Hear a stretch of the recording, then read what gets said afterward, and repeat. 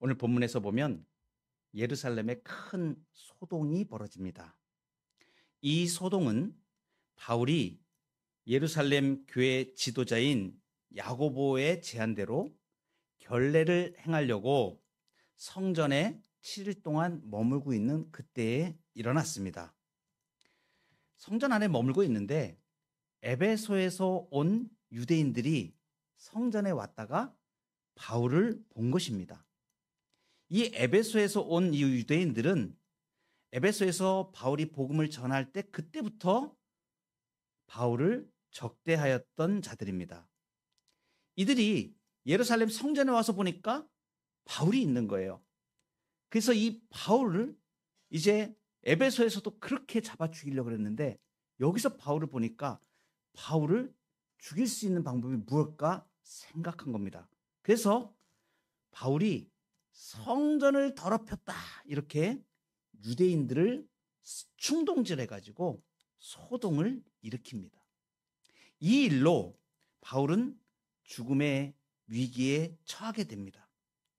그러나 하나님께서는 이 유대인들의 간계와 음모를 도리어 바울의 소원과 하나님의 뜻을 이루는 방편으로 사용하십니다. 바울이 고백하였던 것과 같이 나는 선한 싸움을 싸우고 나의 달려갈 길을 마쳤다. 이렇게 바울이 곳곳에 위기에 처할 때에 선한 싸움을 싸우는 그 현장에서 하나님께서 우리에게 주시는 특별한 은혜가 있습니다. 오늘도 이 바울에게 있었던 죽음의 위기를 둘러싼 사건에서 하나님께서 우리에게 주시는 영적인 은혜가 있습니다. 첫 번째는 사단의 회방을 주의해야 합니다. 에베소에서 온 유대인들, 이들이 바울을 죽이고자 했죠. 이 당시에 바울은 예루살렘에서 활동한 기간은 그렇게 많지는 않습니다. 회심하고 난 이후에 거의 대부분 다른 지역에서 머물게 됐습니다. 그리고 예루살렘에는 오늘 본문에 나오는 것처럼 5차례 정도 왔다 갔다 하는 그러한 것입니다. 그러니까 유대에 있는 예루살렘에 있는 유대인들은 바울을 그렇게 썩 잘 알지는 못합니다. 그런데 오히려 에베소 같은 데에서는 바울이 3년 동안이나 사역을 했습니다. 그러니까 에베소에 있었던 그 디아스포라 유대인, 흩어진 유대인들은 바울을 너무나 잘 아는 것이죠. 그래서 에베소에서는 이 유대인들이 바울을 모르는 사람이 거의 없었습니다. 그러니까 예루살렘 성전에 왔을 때 바울을 보고 딱 한 번에 알아보고 바로 무리를 충동해서 바울을 잡아 죽이려는 그러한 계획을 세웠던 것이죠. 28절에 보면 이들이 고함을 치면서 사람들에게 와서 도우라고 선동합니다.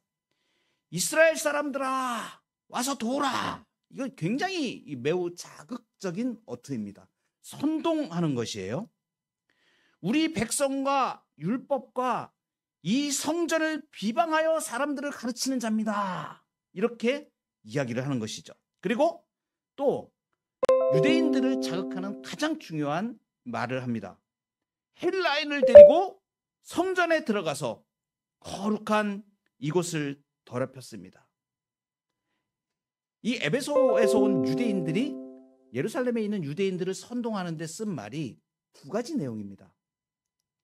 우리 백성과 율법과 이 성전을 비방했다는 것이고, 또 하나는 헬라인, 이방인이 들어가면 안 되는 거룩한 그 성전 지역에 그 이방인을 데리고 들어갔다라는 말입니다. 이 2가지는 전부 다 거짓말입니다.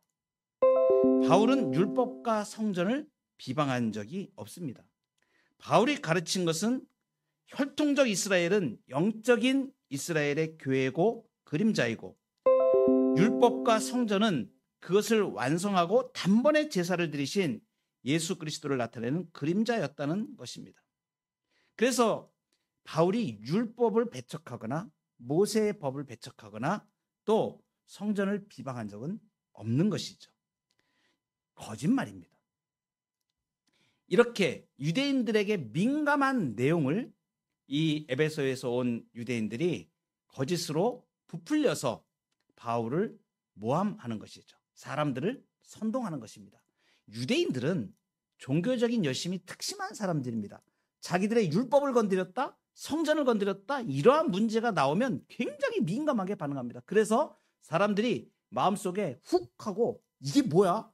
그런 나쁜 놈이란 말이야? 이런 생각이 바로 들게 되는 것입니다. 또 헬라인을 데리고 성전에 들어갔다 하는 것도 거짓말입니다.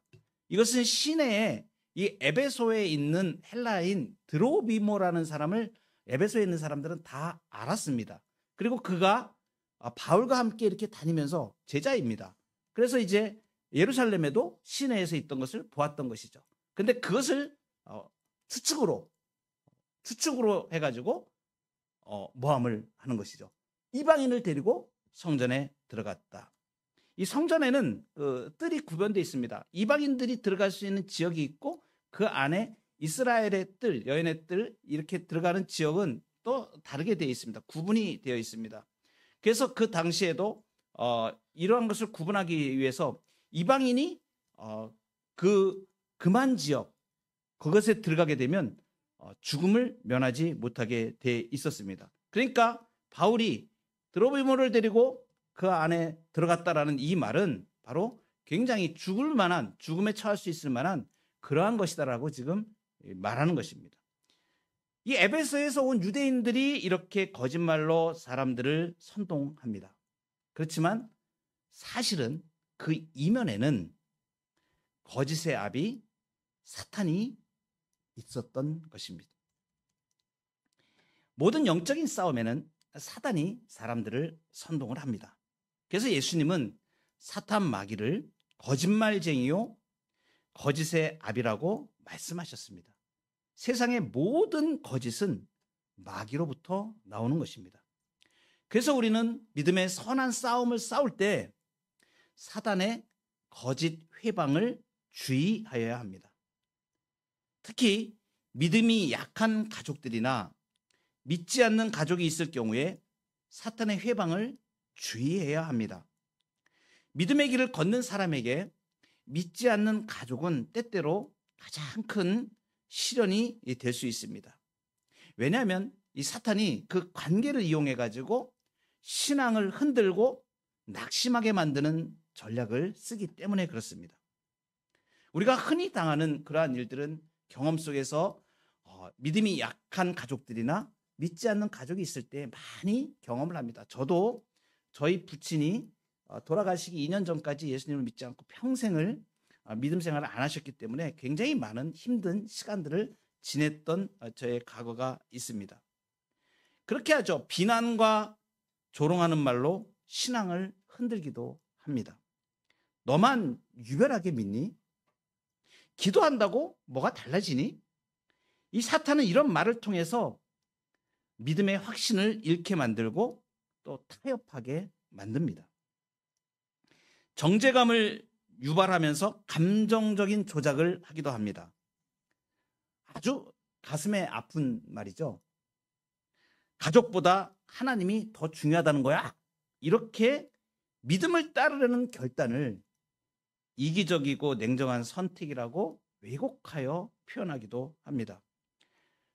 심지어는 신앙 활동을 제한하는 노골적인 도전을 하기도 합니다.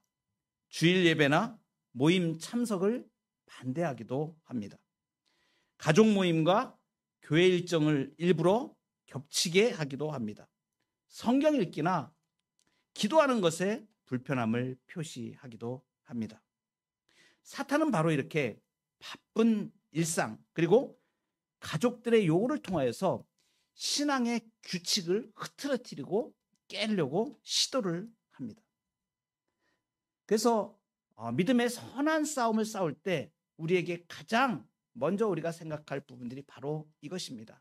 내게 가까이 있는 가족들을 통하여서 도전들이 올 때에 양보할 것이 있고 양보하지 말아야 할 것이 있습니다. 신앙의 규칙은 양보하면 안 됩니다. 신앙의 규칙은 절대로 양보하면 안 됩니다. 주님께서 우리에게 가족으로 주시고 우리에게 어떤 사람은 가족은 먼저 믿게 하고 어떤 사람은 나중에 또 믿게 하실 수도 있습니다. 그 과정을 통하여서 하나님께서는 우리의 믿음의 연단과 훈련의 장으로 우리를 사용하시는 것입니다.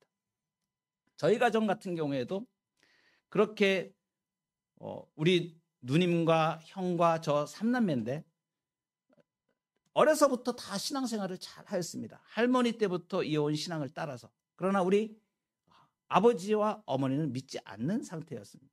굉장히 갈등이 많았었고 또 우리 부친 같은 경우에는 믿지 않으시는 정도가 아니라 소위 사람들이 정말 이상하게 생각하는 그러한 동양 철학이나 뭐 이런 것에 몰두하셔가지고 한때 굉장히 어려운 신앙생활에 우리가 굉장히 마음에 부담이 많이 되는, 그래서 온 가족이 우리 누나와 형님과 제가 어려서부터 신앙생활하면서 아버지의 구원과 어머니의 구원을 위해서 많이 기도를 하였습니다.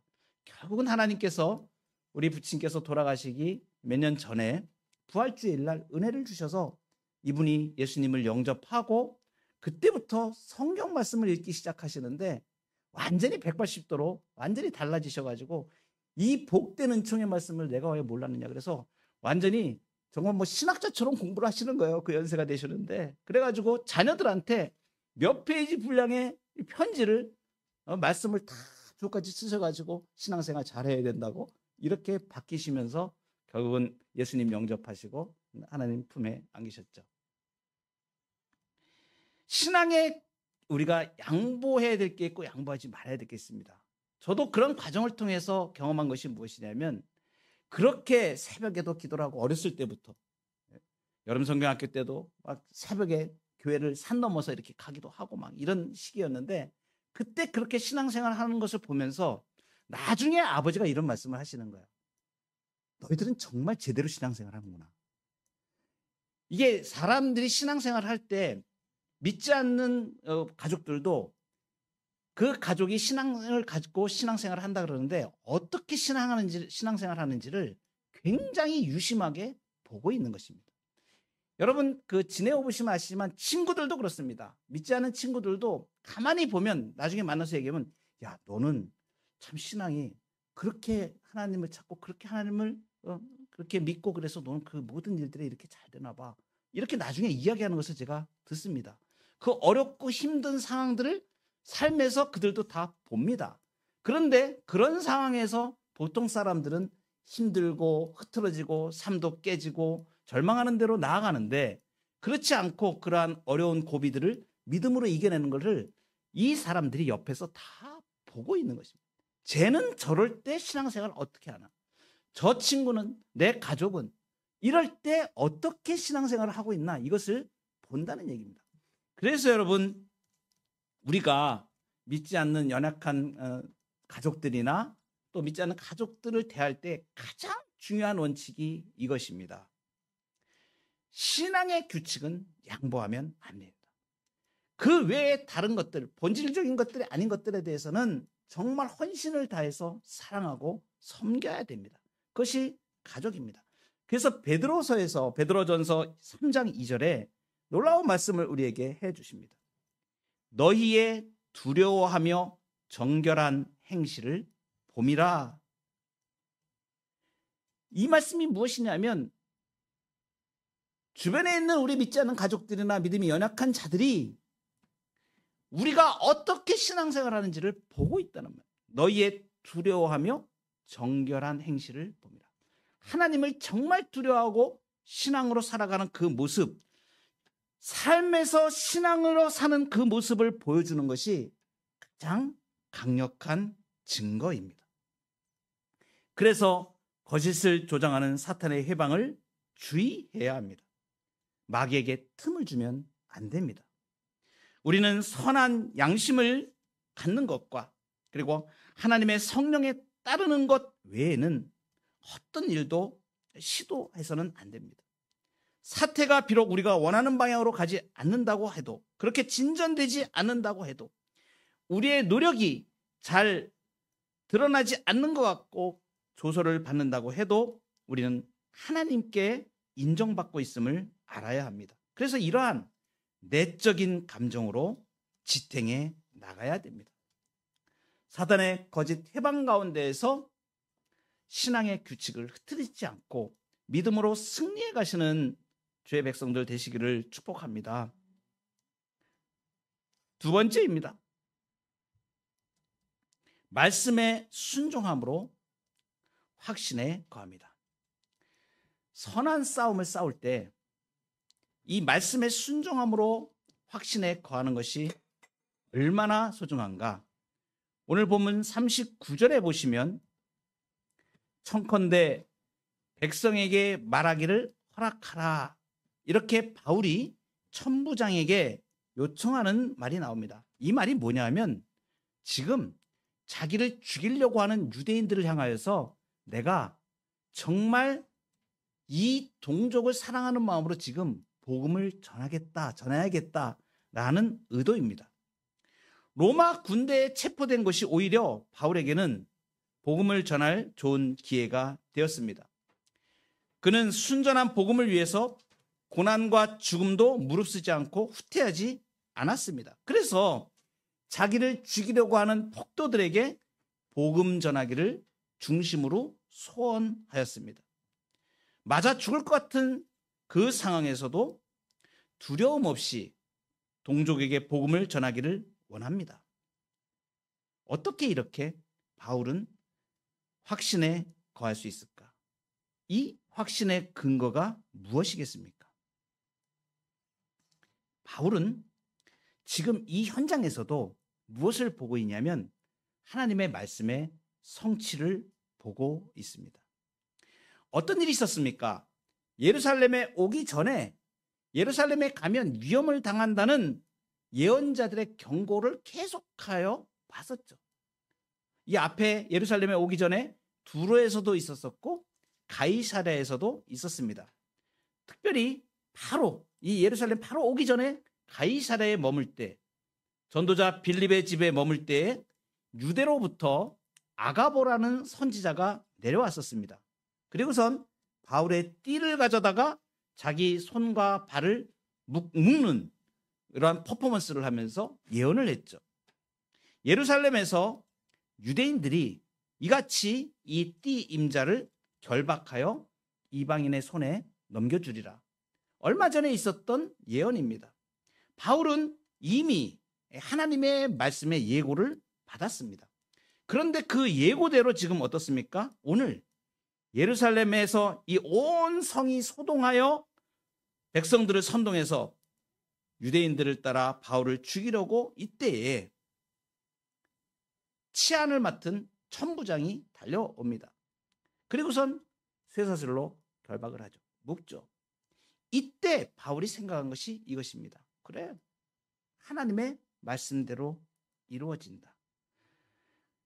하나님의 말씀대로 지금 이루어지고 있는 것을 이미 바울은 이 상황을 예고받았었고 또 이런 고백을 했었죠. 그가 에베소에서 헤어져서 나올 때 나는 성령에 매여 이제 예루살렘으로 간다. 거기서 무슨 일을 당할지 모르는데 내가 이제 결박과 환난이 나를 기다린다고 하지만 내가 주님께 받은 사명, 하나님의 은혜의 복음을 증언하는 일을 마치려 하면은 나의 생명을 조금도 귀하게 여기지 않겠다. 이 고백을 했었습니다.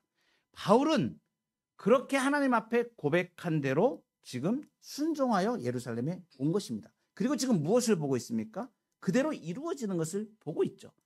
바울은 그 하나님 앞에 성령의 매임을 받아 고백한 대로 지금 또 이 동족들에게 은혜의 복음, 하나님의 은혜의 복음을 증언하는 일을 마치려 하면은 자기 생명을 조금 더 귀한 것으로 여기지 않는 그 일을 지금 해나가고 있는 것입니다. 무엇을 우리에게 말씀해 주십니까? 하나님의 말씀을 순종함으로 환난 중에 확신을 가지게 됩니다. 그러니까 신자가 이 땅에 살아가면서 신자는 하나님의 말씀을 순종할 때에 확신을 거하게 됩니다. 확신 가운데 거하게 됩니다.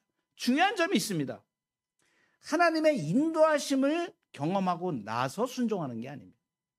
먼저 하나님의 말씀에 순종할 때 하나님의 인도하심과 신실하심을 체험하게 됩니다. 그래서 그 체험이 믿음의 확신으로 이어지는 것입니다. 그래서 중요한 것이 이것입니다. 내 생각이 먼저가 아니고 하나님의 말씀에 순종하는 것이 먼저입니다. 우리가 삶의 현장에서 선한 싸움을 싸울 때 먼저 하나님의 말씀에 순종합니다. 그 다음에 확신이 옵니다. 누가복음 5장에 보면 베드로가 밤새도록 고기를 하나도 잡지 못했지만 예수님이 깊은 데로 가서 그물을 던지라고 말할 때 이렇게 말씀했죠. 말씀에 의지하여 그물을 내리겠나이다. 그 결과 그물이 찢어질 정도로 고기를 잡는 기적을 경험합니다. 말씀에 순종할 때 주님을 확신하게 되죠. 그래서 그 고기를 다 잡고 난 다음에 베드로가 어떤 확신이 듭니까? 아, 이분이 하나님의 아들이시구나. 나는 죄인이구나. 그래서 주여, 나는 죄인입니다. 이렇게 확신의 고백을 하게 됩니다. 순종이 먼저이고 그 다음에 확신입니다. 그래서 하나님의 말씀은 살아있고 역사하시기 때문에 순종할 때의 말씀의 능력을 체험합니다. 선한 싸움을 싸울 때 신앙의 규칙을 흐트러뜨리지 않고 우리에게 오는 모든 도전들에 대하여 내가 먼저 하나님의 말씀에 순종함으로 신앙을 삶에서 보여주는 것입니다. 그럴 때에 성령께서 내적인 증거를 더욱 확실하게 주시는 거예요. 하나님의 말씀대로 순종할 때 이루어지는 것을 확신하면서 더 깊은 확신 가운데로 서 나갈 수 있는 것입니다. 마지막으로 선한 싸움을 싸울 때 하나님은 섭리로 신자를 보호하십니다. 오늘 본문 말씀에서 유독 등장하는 사람 한 인물이 있습니다.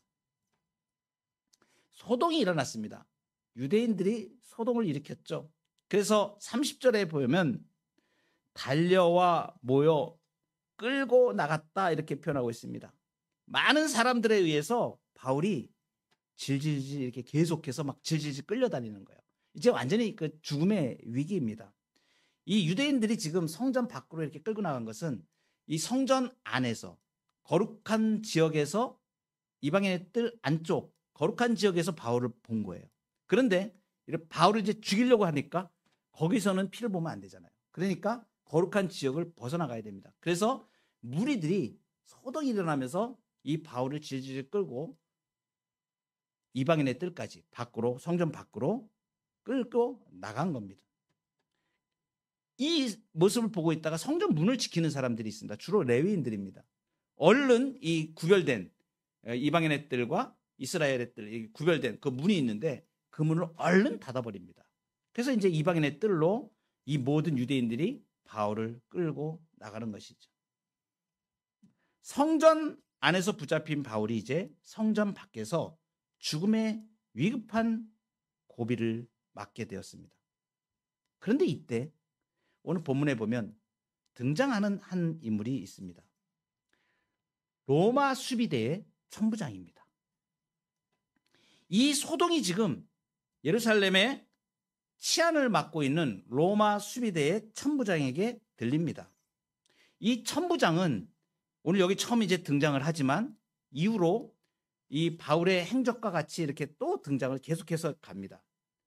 이 23장 26절에 보면 이 천부장의 이름이 글라우디오 루시아라는 이름으로 나옵니다. 당시에 천부장 휘하에는 6명의 백부장이 있었습니다. 한 백부장 밑에 180명 정도 되는 군사들이 있었습니다. 그러니까 천부장이라 그러면 한 1000여 명 되는 그 군대, 당시에 로마 군대 1000여 명이다 그러면 굉장히 강력한 군대입니다. 이 로마 수비대가 위치한 곳이 성전 북서쪽에 안토니아 요새라는 곳입니다. 근데 거기서 보면 이 성전이 이방인의 뜻까지 잘 내려다 보입니다. 높은 곳이기 때문에. 그러니까 지금 이 바울이 왔을 때 이 시기가 지금 오순절 유대인의 명절 기간이었습니다. 그러니까 명절 때는 이 로마의 수비대, 자기의 속국을 지금 관찰하고 또 통치하는 이 로마의 입장에서는 소요 사태가 나면 안 되는 것입니다. 그 소요 사태가 나면 바로 이 천부장은 목이 달아납니다. 그러니까 이 시기에, 엄중한 시기에 무슨 일이 일어날까 봐 감시를 잘 하고 있었던 것이죠. 그러니까 이 소동이 나는 그 현장을 바로 보고를 받은 거예요. 마치 뭐 사람들이 막 몰려가는데 홍수가 난 것처럼 막 물이 막 흘러가는 것처럼 막 사람들이 떠밀려 가지고 막 움직이는 게 보이지 않겠습니까? 그 위에서 이렇게 보고 있는데, 이 상황을 천부장이 보고 즉각 그 소동에 대처를 하죠. 32절에 이렇게 표현되어 있습니다.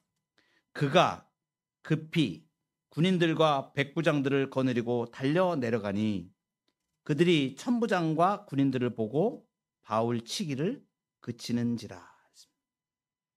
여기 급히 군인들과 백부장들을 거느리고 달려 내려갔다. 지체 없이, 지금 일체도 지체하면 큰일이 벌어질 것 같으니까 천부장이 백부장들과 부하 이 군인들을 데리고 열을 맞춰서 쫙 달려가는 겁니다. 급히 달려 내려간 것을 말합니다.